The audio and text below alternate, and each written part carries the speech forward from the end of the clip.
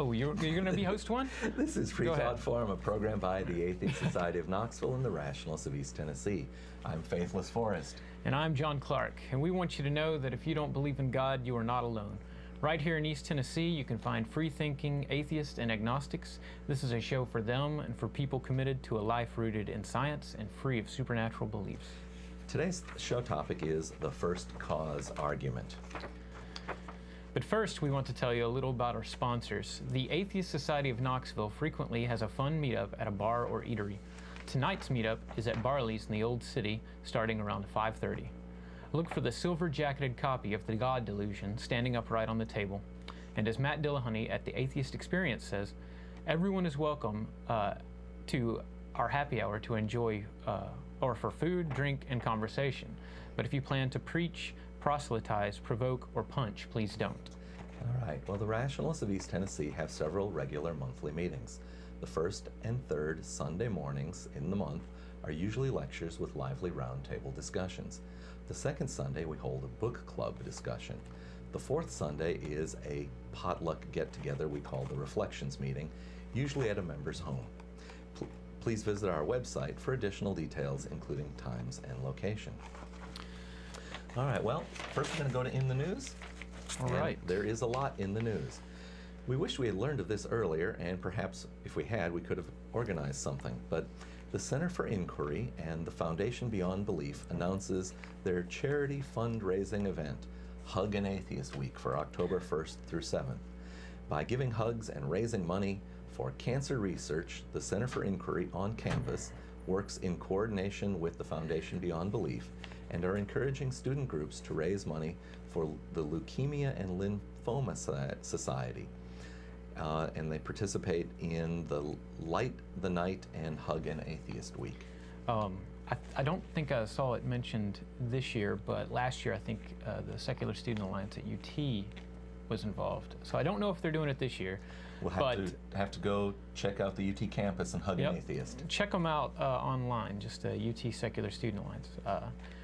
So what is Hug an Atheist Week? Hug an Atheist Week is an event in October through the 1st through the 7th, during which local non-religious communities are encouraged to have at least one Hug an Atheist fundraiser benefiting the Leukemia and Lymphoma Society. Why should my community participate in Hug an Atheist Week? Hug an Atheist Week allows your community to participate in an international partnership between the humanist community and the Leukemia and Lymphoma Society, which provides financial support for scientific research, educational efforts, and patient care. These are services which speak to the values of humanists everywhere. Hug an Atheist events are service events fundraising for a great cause which simultaneously serve to break down the stereotypes and stigmas surrounding non-religious individuals. Visit foundationbeyondbelief.org to learn more. And we have a video of the CFI on-campus affiliate at the University of Illinois at Urbana-Champaign from last year's event. So if the technology is with us,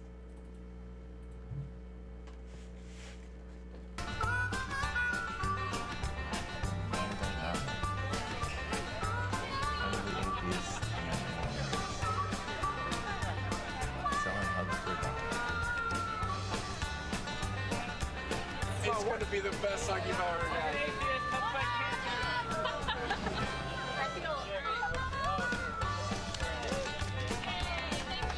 Thank you. Want to donate $1 and get a hug?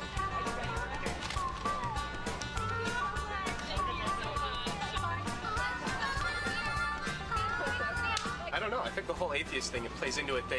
You say atheist and they get this image in their head. It turns their head. It gets attention in the first place. And then once they actually donate, it's kind of like, okay, these guys are doing good work. And that's what it's about, is changing the perception of atheists one person at a time.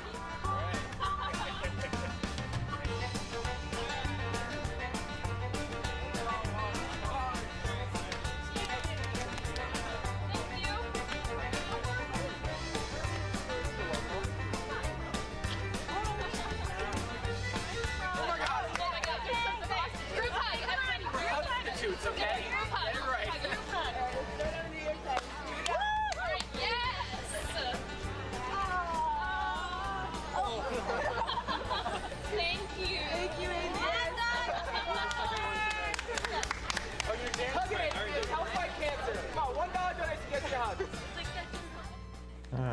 great. I think they raised something on the order of about $500 for the Leukemia and Lymphoma Society.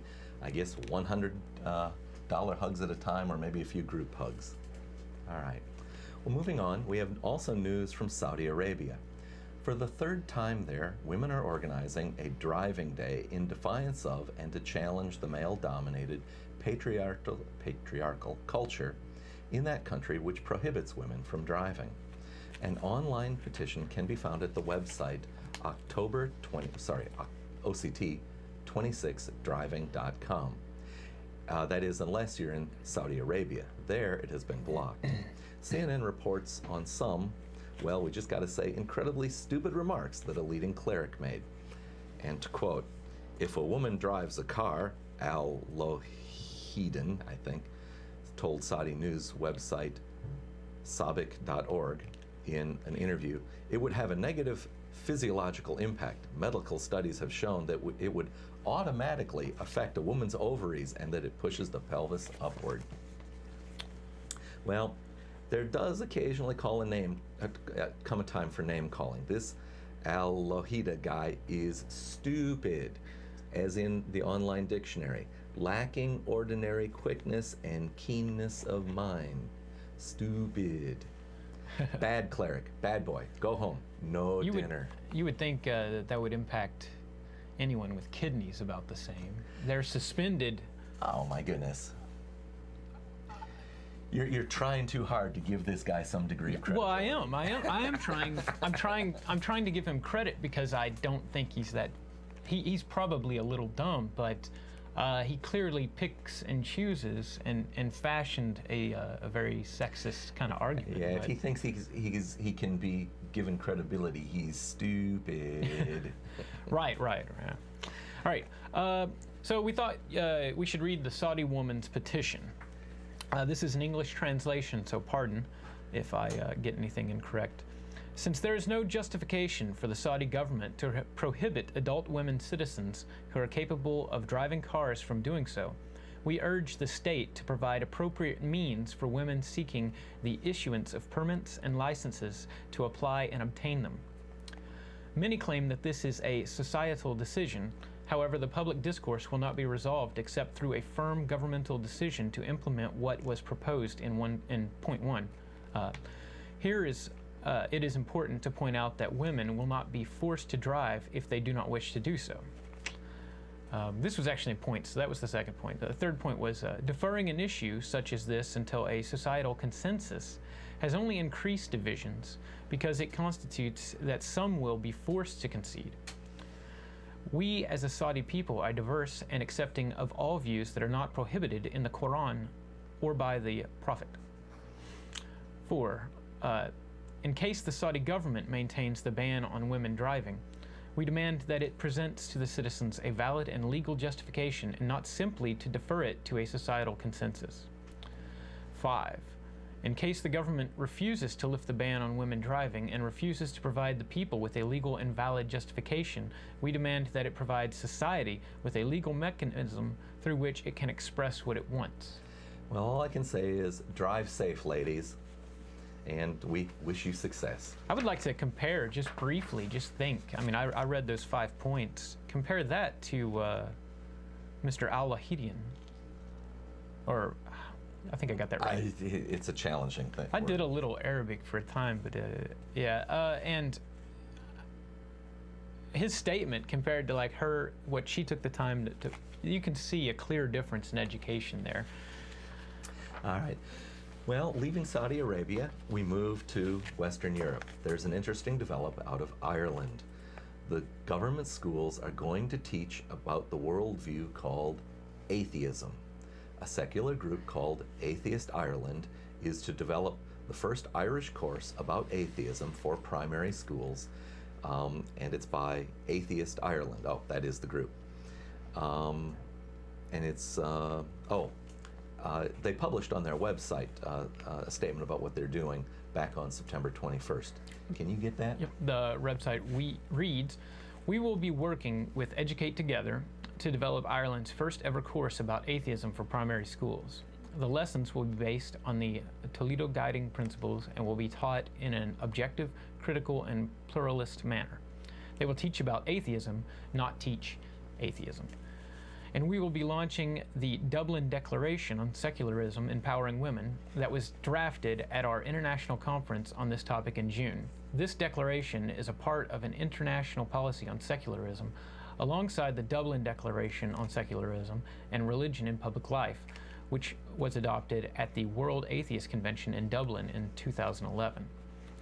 Atheist Ireland is now almost 5 years old, and we have established ourselves as part of the social and political discourse on religion and secularism in Ireland and internationally. We promote atheism and reason over superstition and supernaturalism. And we promote an ethical and secular state. Next week, we will be speaking at the OSCE Human Dimension Implementation Meeting in Warsaw, where we will be highlighting the discrimination faced by atheists in Ireland and throughout Europe from religious oaths, religious education, blasphemy laws, and other discriminations. Well, I say we got to get that class here in classrooms in the United States. It is interesting that they mentioned on their website the religious oaths. That is Right. something that we don't face here in terms of government service. That's prohibited by our Constitution. There are other kinds of hurdles, but it's not like written into law. Ours gets snuck in and and then after you forget about it, grandfathered in a weird way, not a official means, but it just becomes tradition to an extent. And then when somebody actually stands up, people have already forgotten how it works and get in trouble for it. But Yep. I want to make a note or point out that well, the government school says they're going to teach the world about a worldview called atheism, and I guess That was my phrasing on that. Oh, okay. The worldview. oh, okay. I guess that's about right to a degree. We entangle it from time to time, but we take the time a lot on the show to make the claim that atheism itself is just no belief in a God. As Or the lack of a belief, Our yeah. executive producer Larry Rhodes likes to say, atheism is the answer to one question, and that is, do you believe in a God? Right. And but You can there's see- that issue that gets raised of, is atheism a religion? And Right. there are times when people want to define atheism as a religion, to use it as a weapon against us. Or in the case recently, we've had some folks, I can't remember where, but want to use it as a religion to gain rights in a Well, way. The argument is that if you're going to stop special rights for Christians, you've got to say, well, then you can't deny them to us. And if they say, well, you've got to be a religion, then it's time to say, well, all right, people call us a religion when they think they can deny us rights. You can't have it both ways. Right. I'm kind of interested in what viewers at home might think about that, and particularly, this goes back to Christmas petitions or religious things going on, ceremonies during Christmas, which are always fine, but when they take place on government property, and for example, the Freedom from Religion Foundation would, send a letter, hey, we don't like, you've got somebody in your community who's cited this as a breach of church-state separation. Or preferential treatment Or for one preferential particular treatment. religion. If And- you're going to put nativity scenes on public property, you have created a public forum, and Right. other And the first request, religions need their opportunity. well, I think the first request is remove the whatever it is. And if the governing body doesn't do that, Right, now the tactic has been, and this has been working to a great deal, and I'm slightly worried about this, and this is what I'd like some input on. If you'd like to call into the show, numbers right below. But when we request that it gets removed, I feel much more neutral about that request. And then when we fail to get it removed, and then we request equal time, it's still pretty much neutral, but now a lot of places do a lottery. Like I think I saw once a veterans thing going on in North Carolina. A guy requested to remove a certain prayer from the official get-together. He was a veteran, by the way, and you know, he was refused, and so then he sent a request to have equal time, and it was a lottery that was then drawn up. And I know on one of the military bases they did a lottery. I know in a lot of towns and counties they did a lottery, and you just get this little area in which you can occupy. And to me that seems, you can't host every religion, you can't host every belief in that section, and I think we're starting to dig ourselves back into this gray area. But it's been a very successful tactic regarding getting religion or beliefs involved special in the preference government. for certain Right. religious sects. And so I'm frustrated by that. I still think it should be completely neutral. It should be a clean slate. It's just government property. Mow the yard, make it look pretty, leave the rest of it out of it. And we've got our first call. Go ahead and address them. Hello, caller. You're on the air. This is Freethought Forum. Could we have a nickname for you? All right. Oh, I think I lost you, caller. If you can hear, please dial back in. Or if you were waiting and it was busy, try to beat them to it. Right. So, but going back to that topic briefly, yeah, we are successful in at least getting preferential treatment in the spotlight of the public, I think, because well, in one of the military bases, it was an Air Force base. I can't think of, maybe somebody can help me with that one, but the lottery was used, and then the next year everything was removed because it was just too annoying. And that's how it should have been in the first place. Meaning it was an administrative burden, or no one liked the result of the lottery? I think it was both. And I think actually there was a cited portion where the community is predominantly Christian in that area. And they just didn't want to see any of it, and everybody was happy with nothing there, which was the very first request. And now when we have the conversation, like the UT, so UT Chattanooga removes prayer from the games, right? The non-sectarian, or establishes non-sectarian prayer, I think.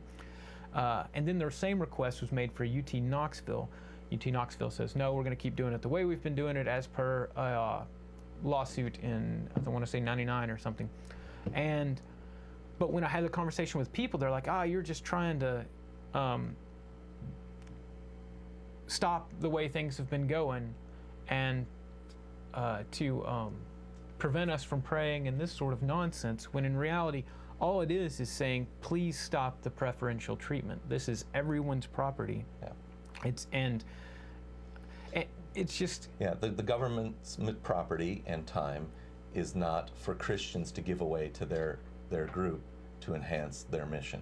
Right. They have tax-exempt churches to do that. I mean, I have a feeling that this will continue for like years and years and years, and it's going to get really boring for all of us, and it's going to be exhausting, just like the issue over the government shutting down. This is going to get exhausting, and eventually we're all just going to be tired of it and want a solution of something. And it turns out the original solution we have, the Jefferson's wall of separation. Wall of separation is pretty brilliant. He wrote that in a letter where he explained that he didn't proclaim a Thanksgiving or other religious observances as the chief executive because he didn't want to set that precedent. That actually may be in the part of his letter that was struck out. All right. All right, looks like we got our caller back. Hello, caller. This is Freethought Forum. Could we have a nickname for you? Yeah, Jeff Rick. Hello, Jeffrey.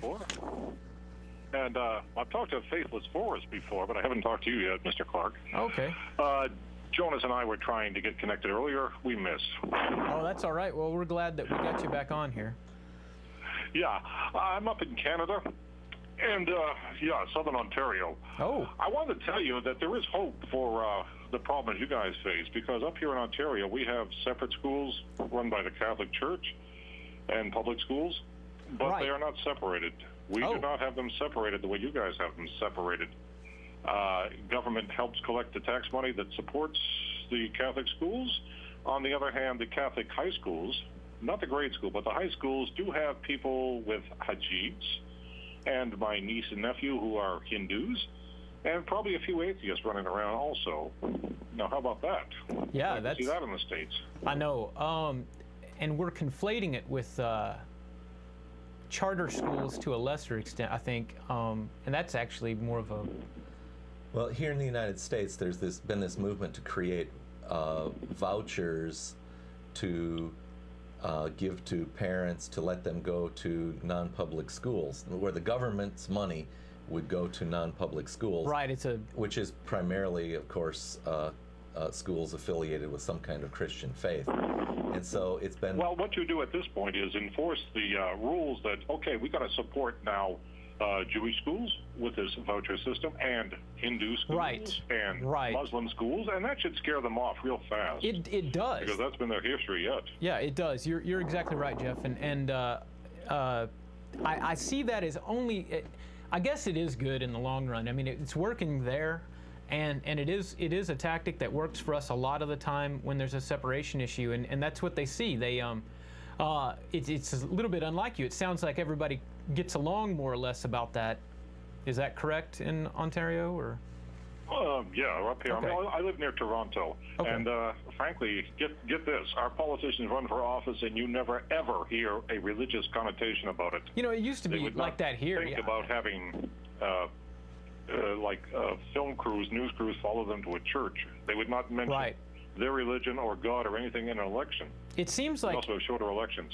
It seems like with the passage of time. I mean, this was before my time in the States, but right before Kennedy, this was an issue, and then all of a sudden it's like, oh, he's a Catholic. This is a big deal. You know, please tell us this is not going to impact your decisions. And nowadays, it's and you better support Jesus. You're done. It's not going to happen.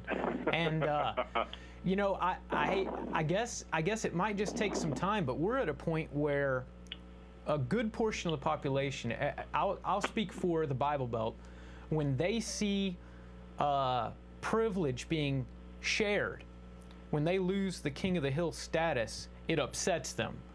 And it does... It pisses them off, no uncertain terms. No doubt about that. And I would hope that their children will watch this and say, you know what, why are we even bothering with it? And we kind of return back to the more or less separation, and maybe even have something like what you've got. I think that's good as well. We have our system of regulating schools is local to the county, right? And that's a problem of itself too, because it creates issues with what's being taught in schools. So they're kind of entangled. I don't know how that works in Canada, but you know, you can have like these charter schools, when they get the money to teach to things at private schools, or to circumnavigate public school tax money for public schools, it changes the standards for teaching in that area to a degree.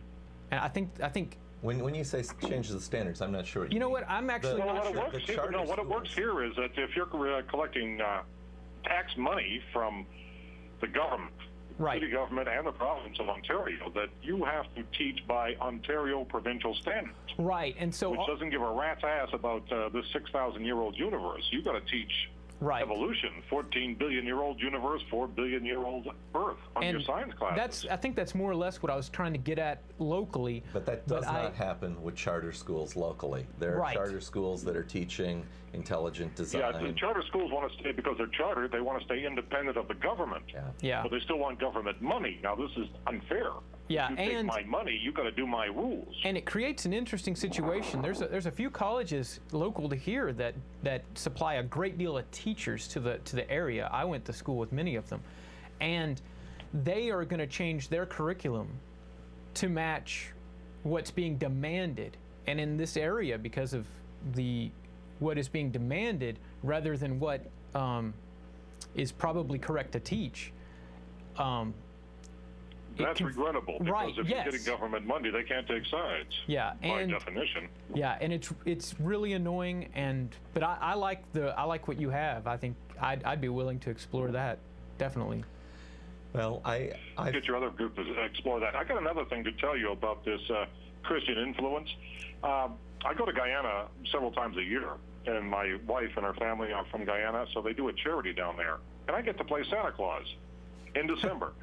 Now, this country is like 70% Hindu, they're 25% Muslim, and there's maybe a few Christians. So when we do the Christian thing, the Christmas thing, it's not religious in the least.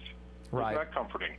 We do the Santa Claus. I get to play Santa Claus in full gear in 85-degree heat. This is a tropical country.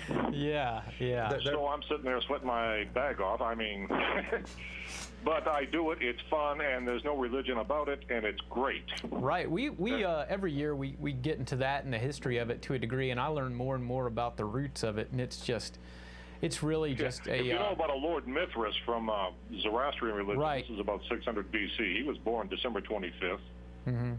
And it's always December 25th because that's the third day after the solstice. Well, I mean, even, yeah, when you are sure, when the ancient observers were sure that the sun was coming back.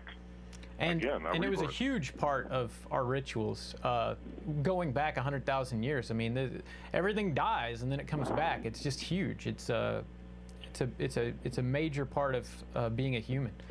And yeah, I don't think Christians realize that Easter and estrogen are the same word. Yeah, estrogen. That's why eggs and Easter eggs and bunnies are prevalent around Easter time, because it's just rebirth. Well, it's convenient when you forget your history, and I think that's the case in America at least, and it seems to be the case in Europe now to a degree, but probably not as bad. I mean, the people they stopped reading their books, and when you challenge them on these things, they just don't seem to know about it, and they're fighting more for the tradition and the way that they were raised rather than for... Yeah, but the traditions are pre-Christian. Oh, right. Several centuries. I'm sorry. I just mean in the tradition they were raised in. They want that. And they forget. Yeah, you're right. All right.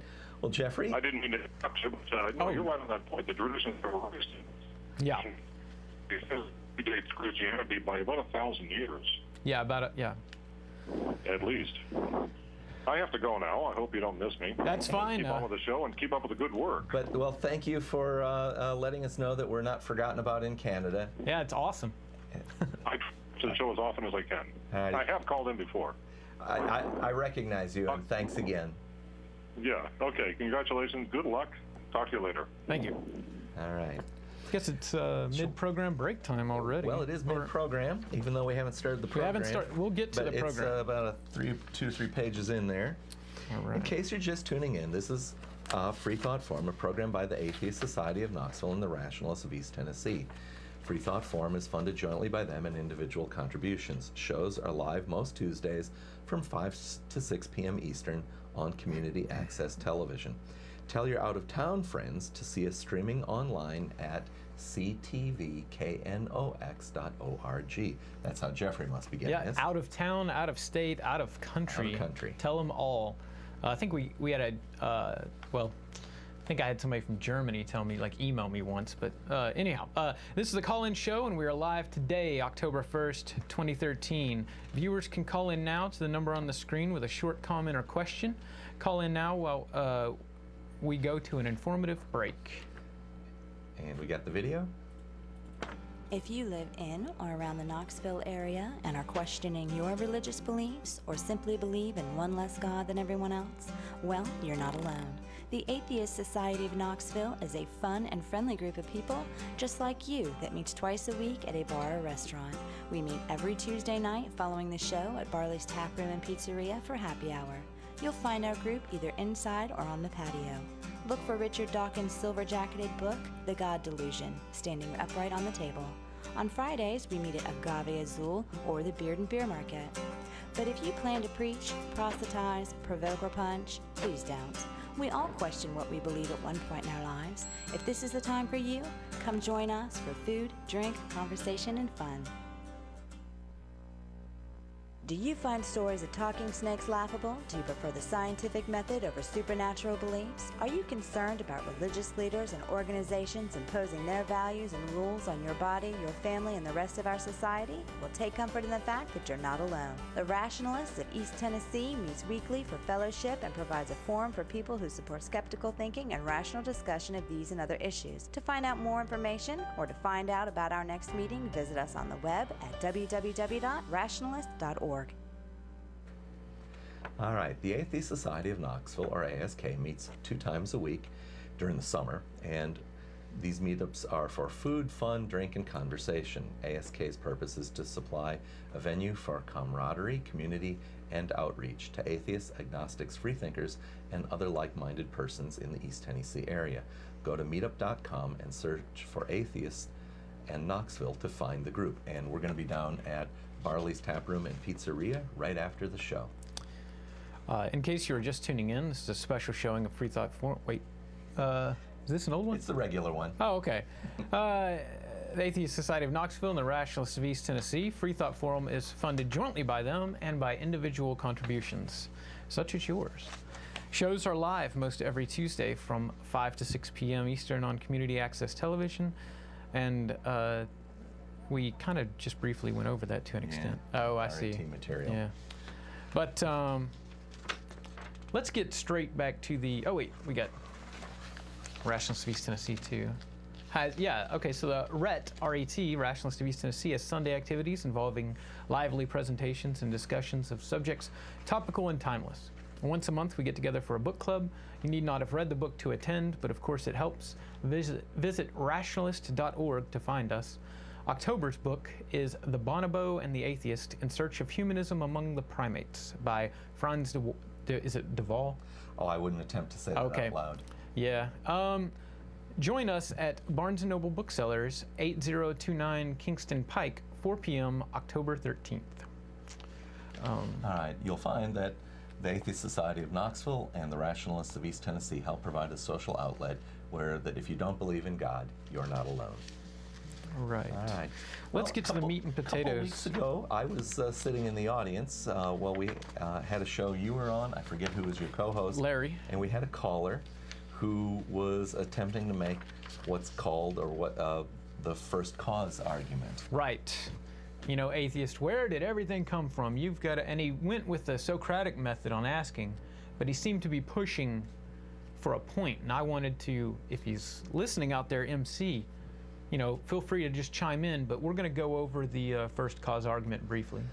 All right. The cosmological argument is an argument for the existence of a first cause or an uncaused cause to the universe, and by extension it is often used as an argument for the existence of an unconditioned or supreme being, usually identified as God. And I would say, of course, most people when they say that, they think they mean that they're proving Jehovah. Right. It is traditionally known as an argument from universal causation, or an argument from first cause, or an argument from existence. Whatever term is employed, there are three basic variants of this argument, each with subtle yet important distinctions. The argument from in causa, causality, in essence, or essentiality, or in ferere, that's some kind of Latin word meaning to become. And an argument from contingency, and I think we're going to talk most about that. Yeah. The basic premise of all of these is that something caused or or continuously causes the universe to exist, and this first cause is what we call God or Jehovah. I want to point out really quickly that the caller in particular that we were dealing with was, I don't know if he ever stated that this was a certainty, but he sounded very surprised that someone would disagree with that premise. And but most people who would say, well, what do you believe in? Something had to have created everything. That means that you've already accepted the premise. And now you're asking us how to deal with what you've accepted. And if you were watching that show, that's where this disconnect between the caller and I was occurring a great deal, which was, I don't agree with that premise. We're not going to go with a professional rebuttal against that. I'm just going to say that I don't agree with it, and I don't know where the support from that comes from. But yeah, well, this argument is an old one. It's been used by theologians and philosophers for centuries. Ancient Greeks, Plato and Aristotle made forms of the argument. The Christian St. Thomas Aquinas, and you know, I guess it's been one of their main arguments for the existence of a God. Right. One of the living proponents of this argument is William Lane Craig. William Lane Craig is a Christian apologist. He's written a few books on this material, and we may have a slide of him, but he, there he is. and some of you may recognize him. He's been in debate with a lot of atheists, agnostics, other religious folks, and his arguments are the ones that I hear. I mean, when I hear this argument, it doesn't come to me like in Latin. You know, they're regurgitating what Dr. Craig has said, and then occasionally you get somebody who, if you're at home and you're sitting and go, well, I don't believe in all this stuff, but I'm not ready to side on this atheist side of the table. I want you to think for a minute. You've already sided with one portion of the premise that we've sided with, and that is that you don't know either. And that's all we're saying. The actual argument for atheism then is, if you don't have the belief, then you are de facto atheist by that definition. And maybe that doesn't sit comfortably with you. When you say you don't know what a first cause was. That's what you were saying. You meant well, by that, you don't know? Right, that, and on that position then, if that premise is important in this argument for you, if that's contingent on you believing in a God, which I think a lot of people who call themselves agnostics or deist, I think a lot of them end up in those shoes. It's like, well, it had to come from somewhere. I'm not ready to say it didn't come from anywhere, but what you're saying is that you don't believe any of the propositions that have been given to you. And if you have that position, then you are a de facto atheist. Just to, you know, a lot of people, it's annoying. It's bothersome in your mind, especially if you've been a Christian for something like 20 years. So, there's a phrase that we used on a show, it's over a year or so ago, and that is, I can call myself a polyatheist. I disbelieve in many gods. Right, but why should we? Why should I call myself an a-unicornist or a leprechaunist? It's silly, and that's all it is. Well, part of it, of course, it would be a discussion tactic or an argument tactic to drive home the point that you can't say God and expect me to not ask the question, which God do you mean? Because if people are going to make arguments about the existence of God by saying, well, you can't explain the universe, well, that's not the same as saying that I have demonstrated that Jehovah, out of the Jewish Bible, exists, and with all the properties attributed to him by that book.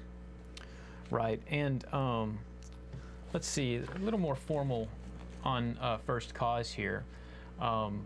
According to the argument, the existence of the universe requires an explanation, and the creation of the universe by a first cause, assumed to be God, is the explanation which is posited. In light of the Big Bang Theory, and this is where... So Craig accepts the Big Bang Theory. He does, yes, yeah. And actually he's accepted... That's for our viewers to know. He's also accepted evolution, and I don't know particularly how all of his views go on that, but he knows that we are cousins to other, to apes and to chimps. Actually to a lot of rhinos, things, yeah. And to pine trees. And we're cousins. And to lots of, yeah. So now a stylized form of this argument has emerged called the Kalam cosmological argument. And it was created by Al-Ghazali and then strongly supported, of course, by William Lane Craig, which is where a lot of, I want to say, local apologists get their argumenting from, him or someone who's heard of him. And it follows as this: whatever begins to exist has a cause. So that's premise one. Premise two, the universe began to exist, and now our conclusion, the universe had a cause. Right. And this, I think, I want to say right now that I think is totally honest to be confused about. On the surface of it. Meaning you can understand why people would be confused about Absolutely. it. Or when you say confused, you mean persuaded by it, not understanding that it's right. I'm sorry. Argument. I don't mean to come off a little condescending there. For me personally, I bought this argument for a long time, and I claimed deism. But I soon began to even criticize that because, heck, I was skeptical about everything else in my life at the time. I thought I would I'm not being fair to be skeptical of everything. So let's be skeptical of everything. Well, why does something have to exist, have a cause? And you're talking to somebody who already used to believe in a God that didn't have a cause. So I don't know if there are things out there that have or don't have causes. I know that there are lots of things that do have causes, but all right. It's a natural way to think. So you're tackling it on the last portion of the first premise about that something has a cause. On top of that, I'm also saying that even though we have the Big Bang Theory and that the universe we live in certainly seems to have a beginning, I don't know what that means at that actual initial part of the Big Bang, which I believe is something that we all don't know. Well, I was going to tackle that particular part of it. I was going to say that we have evidence from the universe around us that the universe went through a period of high density and high temperature about 13.7, 13.8 billion years ago. Right. And the nature of that high density, high temperature state erases possible previous evidence of possible previous configurations. Right. Much like if you have ice frozen in the shape of a cartoon character, but you leave it out on the table and it melts. But once it's melted, you don't know what that cartoon character was. What did it used to look like? And assuming you knew the velocities and trajectories of all of those particles and all the conditions, you might be able to rebuild it, but this is our stumbling block, right? Actually, what we can say is that with high confidence that the universe was in an extraordinarily high temperature and density, and you don't have to calculate velocities of individual particles or anything to know that. And that's the end of the theory portion. Is that correct to say? I'm not sure what you said about end of the theory. To say Big Bang Theory. Big Bang Theory simply states that the universe is expanding from an apparently period of high density and temperature 13.7 billion years ago. And so now to think about what happened before that is to presume. There are extensions that try to say, can we prove that it was a beginning? Or can we prove that there was something before that? Right. And there are actually several hypotheses out there, but we can't choose from them because we haven't found a way to make an experiment that can tell us the difference between one or the other. And as reasonable people, we say, I don't know. And we say, I can't wait to find out. And we go from there, right? Another way to say it is that we await data. Await data, yep. We await data. And that's the hard thing to do. And so one thing I really wanted to glean from the caller was, what did he think? I mean, he was questioning me on all these things, and we could talk about the science of the Big Bang, we could talk about inflationary models all day, but it's at this point that conversation becomes a red herring. It's just not essential. We already know that in the future we will probably know more. We don't know that, but we will probably know more. And then at that time, what MC would have done on the phone is say, well, what happened before that? We already know that that's where the conversation's going to go. And so why can't we just agree that at the point that we don't know, we say we don't know, instead of saying God done it? That must be Jehovah. Yeah. And well, here's the other problem. Saying that Jehovah did it. You've gone from theism to a very specific God. This is where I said earlier when I meant confused, what I meant to say is I can understand why somebody would follow this argument to deism. My question to you at that point, my criticism of your line of thought is there not still the possibility that there is no God? And if you don't hold a belief, then if you have that possibility on the table and there's no evidence for any of it, that's where I suggest that you are a de facto atheist and you should re-examine your view. But I would not have a deist on the phone like, you don't understand, I'm not going to, the person I'm going to go off on is the one that says Yahweh did it. Because, it does not follow. Well, also, not only that it does not follow, but you're making laws and screwing up schools over it.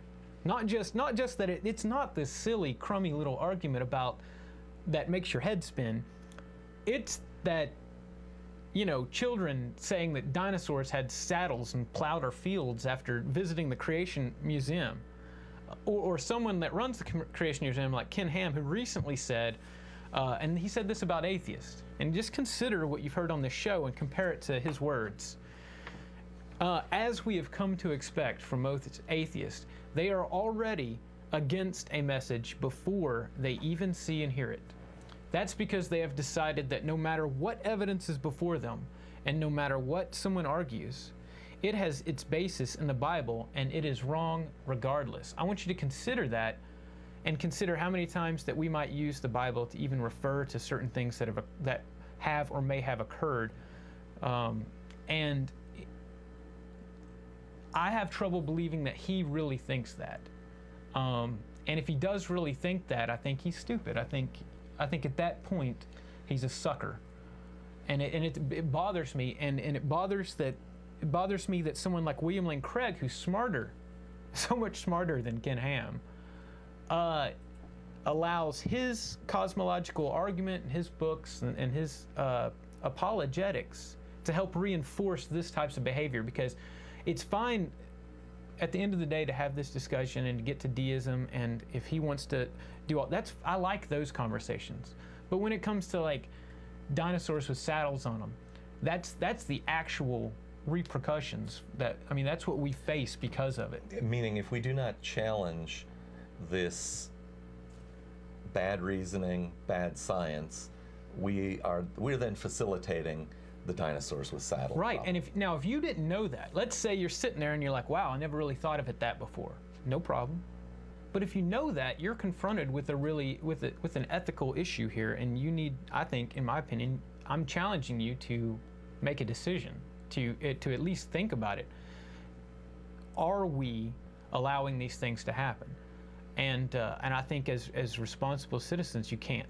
You've got to be on here and talk about it. And MC, if you're listening, when you were drilling me on all those things, I would love to hear what you think regarding that. I don't know where everything came from. I don't know where life began. I actually think a little bit that I have a better idea about where life began than I do, for example, where the universe started and things like that. But does it matter? I mean, on my argument, for me being an atheist, how does that ruin anyone's child? But for people out there to be part of a religious community like Fred Phelps, I mean, that's not even the most extreme case. That's an extreme case in America. It is an extreme case, but it is not the most extreme. In America, I'll grant you that it's extreme, but it is simple dogma, just the same as any other dogma. It's just that his dogma seems to upset people, and it should, the way that he protests funerals and such. Well, let's get this slide with the Big Bang up behind my head here, Sam. Let's get the slide up with the Big Bang. And there we go. Because I kind of want to review that. I just don't think we can get enough of this slide. This shows how the universe has changed with time.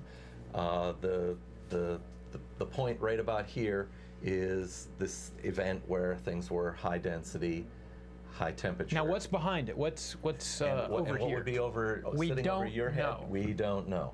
You know, it could be a collapse, or it could be a creation event. And we don't know. This is where the evidence, actually this is where the evidence begins, and we traced it backwards, right? Well, this cyan-colored plate here, that represents the oldest measurement, that can be at least expressed as something like an image, that humans have so far managed to create. It's called the WMAP data. Yeah. And what it shows is a universe that has almost completely uniform, but has slight temperature differences that are then going to evolve into the regions where dust and collapses to form stars and then galaxies. All right. We've got a caller on the line here. Hello, caller. This is Freethought Forum. Could we have a name or nickname for you? My name is Michael. Michael. Yes. We can barely hear you. Hang on. Just So say your question for us, Michael. Well, yes. There we go. All right. As a person who's raised as a Christian, I had never really been that much into it. and I had an incident happen that caused me to really delve into religion. I thought, well, I got to figure out what's going on with this, because, Right. well, my brother-in-law died at a young age. So I went to a bunch of different churches. And how old were you at the time? 20. Okay. Raised up going to church. Just to give some context for everybody. And what I found was that, I was looking for something that would make you have better, be a better person, and that maybe find the perfect religion. Well, I went to Hare Krishna Temple. I went to Church of God. I went to a Baptist church. And amongst all three of them, I saw that there were people still had the same kind of problems that I did with different things. There was still, between Christians at the church, there was still some gossipy kind of things going on and some issues that so even at the Hare Krishna thing, that was quite a shock. Well, I mean, I guess you did see that there was a sense of community, though. I mean, were you saying that this was it attractive to you, or is it something that you just didn't get into? Well, I had to decide what religion was right for me, or what was the truth was, and follow and get my life in order that way.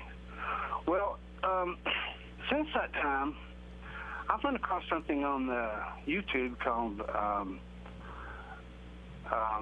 Holographic Universe. All right. Are you familiar with it? I have, well, it depends, because this word has a couple of different meanings for certain people. So why don't you tell me what you saw? And okay. Yeah. The universe is a two-dimensional place.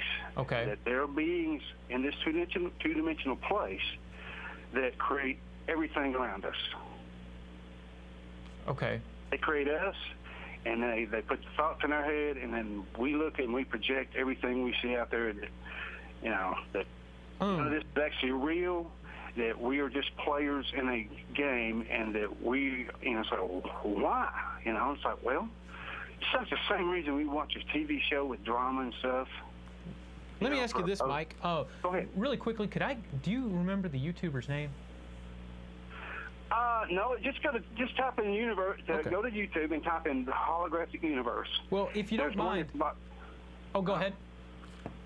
It's like 4 or 5 parts. It's about maybe 3 or 4 hours long total. Okay. But I've left out a whole bunch of the how they got to this conclusion that the world. I think you summed it up, though, in a way. I can tell you. Are you familiar with the actual theory on that? Okay. No. I can. New to me. Let me tell you what, at least the science as I understand it that has come from this comes from. In a singularity, like a black hole, and if you see a graph up here, you'll notice there are some similarities to Big Bang cosmology, and there's a singularity there. And I don't have time on this show to get any more detailed on that. But Stephen Hawking had predicted the existence of black holes, and then said that black holes everything breaks down, and that we lose information in a black hole. And that means to say that matter goes in, and then it gets jumbled and scrambled in a way that you can't go backwards and figure it out what happened. I can't remember the guy's name right now, but this view was challenged, and he predicted that you could find the information on a two-dimensional landscape at the event horizon, and that's as far as I can go for you. And the relationship to our universe to this, there is a hypothesis, I don't think it's a theory, that we may exist on this 2D scape and inside as well. I'm not sure of anything more than that, but I'll say this right now. It sounds like the video you mentioned is, and I don't know because I haven't watched it, but it sounds like it's hijacking the science and taking it in a direction a little bit more than the evidence points. Well, the reason how they got to this was through science. They found they had a conclusion that was changing, that when you observe the results, you got different, when you observed the experiment, you got different results. Yeah, you're talking about the double slit and quantum entanglement at this point, right? Well, yeah. But Michael, there's a... Let me speak to that a little bit. I've been listening most of this. There's a connotation in the word observer that is potentially confusing in this conversation. In quantum mechanics, we talk about how when you observe something, you interfere with it and you change it.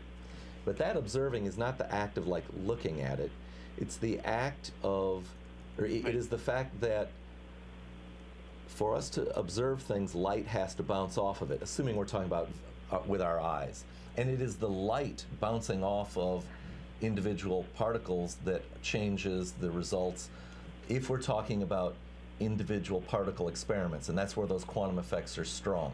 You know, when I look at my cat, it doesn't change my cat's existence when I see it or not. But in order to detect, let's say, an electron flying through a vacuum, the only way I can do that is to either bounce another electron off of it or some other charged particle or maybe some light. That's how I'm going to, in principle, find out if it's there. And it is not the fact that I see that light then, it's the fact that light got bounced off of it. Do you understand the point about the observer that I'm making now? Yeah, something reacted to it. Right, and... Well, and it's not the fact that a brain was observing it, it's the fact that the experiment was set up such that there was a stream of particles that might collide with another stream of particles, and therefore the stream gets deflected. That's why observing it changes it. It's not because there's a brain sitting there with eyes. Right. And really quickly, Leonard, just because we're down to about 2 minutes on our show, I wanted to give you the name of the scientist that, or one of them that, and I think he did, this was his idea in contention with Stephen Hawking. His name is Leonard Susskind. And if you will check him out and compare what he says, I'm going to do the same. Compare what he says to the universe as a hologram versus the videos that you saw. And I'll do the same, and I'll try to get back to this on a show. Yeah, these shows are every Tuesday. We'll be back here eventually, so if we both do some follow-up, we can then both have a more informed conversation. Right. I will tell you what really quickly, what my immediate reaction, though, is that this is very similar to some of these New Age healers talking about quantum theory.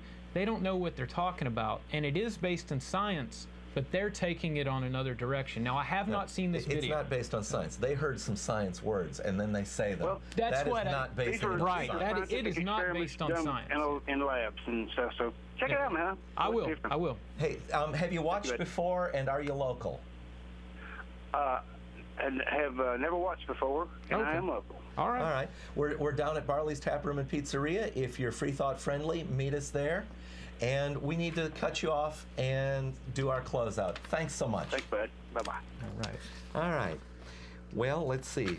If you can grab the close faster than I can, start. It is time to start wrapping things up. Get out your pen and paper. This has been a Freethought Forum, a program by the Atheist Society of Knoxville and the Rationalists of Tennessee. I am John Clark. And I'm Faithless Forrest. Please send us feedback. Leave us voicemail at 865-272-9060 or email us at freethoughtforum@yahoo.com. You can see this show on Tuesdays from 5 to 6 p.m. Eastern Time on the Knoxville station or at 2100 Greenwich Mean Time at ctvknox.org. If you would like, we would like to send our thanks to Sam and Jonas for technical support and to the staff at CTV Knox and, of course, to all of our callers. Thanks so much. You are not alone.